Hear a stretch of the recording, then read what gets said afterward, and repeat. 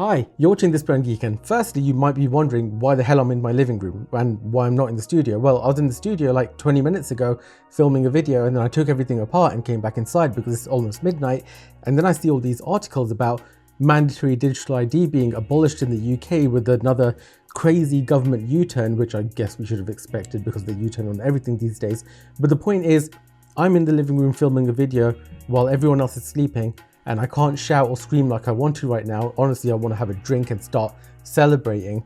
But I think we need to keep our emotions in check, and we need to talk about exactly what the hell is going on and how this is a good thing, but in the future it still might not be a good... Look, let's just get into it. Welcome to the channel, welcome to the video, let's get into it.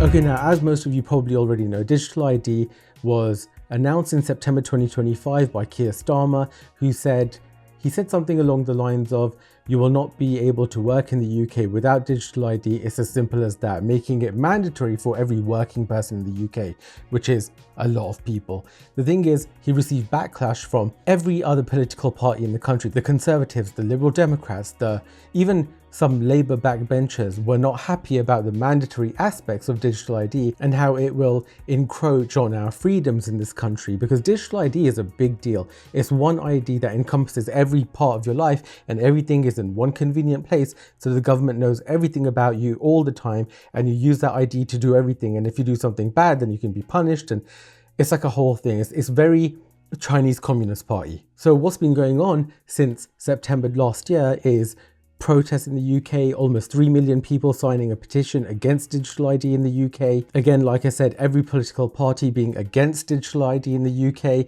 They've all been quite vocal about it. And Keir Starmer, up until this moment, has been hell-bent on introducing digital ID in the UK with the excuse that it will help tackle illegal immigration, because illegal immigrants won't have digital ID, so they won't be able to work. The thing is, you already need identification and the right to work in the UK, so introducing digital ID under the guise of we need this to tackle illegal immigration was, well, it was just a non-starter, wasn't it? Because we all knew that that was complete BS, and it was just a Trojan horse excuse to get digital ID into everyone's lives so they can control everything. I know this sounds very Orwellian and dystopian, but have you seen the state of the UK recently? This place is becoming a bit of a nightmare. I mean, look at what they're doing to X and Grok at the moment. I've made a video about that, so go and check that out. And I've made multiple videos about the Online Safety Act, the other dystopian thing that the UK is doing right now, where they're arresting 30 people a day or 12,000 people a year for social media posts. And it's just getting worse and worse and worse. Anyways, that's a topic for those videos and future videos. But this video is all about digital ID and how our illustrious leader here in the UK has decided to do another U-turn. So what does this mean? It means that digital ID is no longer a mandatory requirement to work in the UK.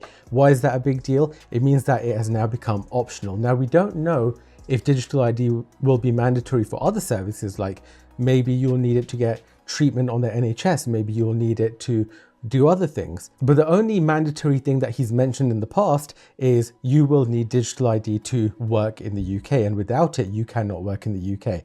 That is no longer a thing. So now you might be asking, well, what about the illegal immigrants getting jobs? Now that we won't have digital ID, will they be able to get work?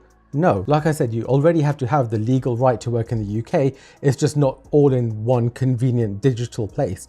But I think they're making it so those documents can be digitized and then used so you can show that you have the right to work. So it's not digital ID, but you can prove that you have the right to work by other means, and not digital ID, which will affect everyone, which is a good thing. So the government is still committed to a mandatory digital right to work check, but that digital right to work check will no longer be digital ID. So as you know, this government has U-turned on a lot of things since they came into power. This is apparently the 13th U-turn that they have done since announcing something that they want to do, all because of backlash from other political parties and the general public. The general public has been against a lot of what the Labour government is doing. And finally, we are seeing some positive results to all the protests, to all the petitions, to everything, everyone that's been against this and vocal about it.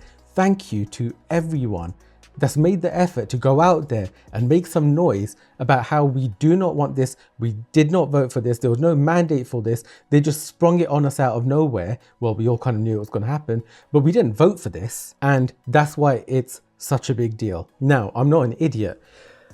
we all know that this government is likely to do things that are quite shocking and unbelievable. Now, right now they're saying that you don't need digital ID to work in the UK, and it's not a mandatory form of ID that everyone needs to sign up to. But I'm under no illusions here. They could really be using this as, okay, we'll take a step back, we'll let all of the outrage and petitions and everything die down a little bit. We'll still introduce digital ID, which they are doing, but it's not mandatory, and we'll slowly just keep adding to it. So eventually I do see this becoming a mandatory thing. It's just that they've had to take a few steps backwards. That's the way I see it. But right now I'm counting this as a win, because it is a win. And it's not just the citizens that have made noise about this and other political parties. It's Labour's own backbenchers that were not satisfied, and they were not happy, and they were really quite concerned about this being announced as something that's mandatory for everyone. So what have other political leaders in the UK said about this news? Well, I'll read you some quotes from people like Nigel Farage and stuff to see what they've been saying about Keir Starmer essentially making yet another U-turn. I mean, this is kind of hilarious. I mean, how humiliating. So here is a quote from the leader of the Reform Party, Nigel Farage. He said, "This is a victory for individual liberty against a ghastly authoritarian government. Reform UK would scrap it altogether. This is an authoritarian government. Their instinct with everything, whether it's in the manifesto or not, is to control, is to ban, and the announcement of compulsory digital ID was, I thought, one of Sir Keir Starmer's worst moments yet." A spokesperson from the Liberal Democrats, Lisa Smart, said, "Number 10 must be bulk ordering motion sickness tablets at this rate to cope with all their U-turns." Ouch. It was clear from the start that this was a proposal doomed to failure that would have cost obscene amounts of taxpayers' money to deliver absolutely nothing. I totally agree with that. The Shadow Cabinet Office Minister Mike Wood from the Conservative Party said, "While we welcome the scrapping of any mandatory identification, this is yet another humiliating U-turn from the government. Keir Starmer's spinelessness is becoming a pattern, not an exception. What was sold as a tough measure to tackle illegal working is now set to become yet another costly, ill-thought-out experiment abandoned at the first sign of pressure from Labour's backbenchers." Kemi Badenoch, the leader of the Conservative Party, also added, "The Prime Minister is turning the corner, straight into another U-turn." And those are all the quotes I'm going to read about this. I think this news is incredible. I think it's a really good start, and it is just a start because digital ID is still coming. It's just not as intrusive and violating as it was a day ago. So my advice to everyone right now is don't stop petitioning, don't stop protesting against this, don't stop speaking about it, don't pretend or think that this fight is over and that we have won and digital ID is going away. It's still coming. It's just not as ferocious as it was a day ago. That's all there is to it. It's still coming, but it's not mandatory yet. Remember that, yet. So make your voices heard, because this proves that the pressure that we are putting on the government does actually work sometimes. It might not always work, but in some cases, if people make enough noise, it does work. Now, I'm not calling for violent protests or anything like that before some government agency twists what I say and I become one of the 30 people arrested every day here in the UK. I'm simply saying that our right to protest is something that we should exercise, and it's as simple as that. Anyways, I'm really happy. I'm going to go and have a drink. I hope you'll all join me. Sound off in the comments and let me know what you think about this latest development and latest U-turn by our government. I'm so relieved right now, but the fight has only just begun. Thank you so much for watching. Like this video if you liked it and if you learned something or found it entertaining. I'm going to get to editing. It's midnight right now and I've got a long night ahead of me. Thank you once again. Please do consider subscribing if you haven't already. You've been watching This Grand Geek. I'll catch you in the next one. Bye.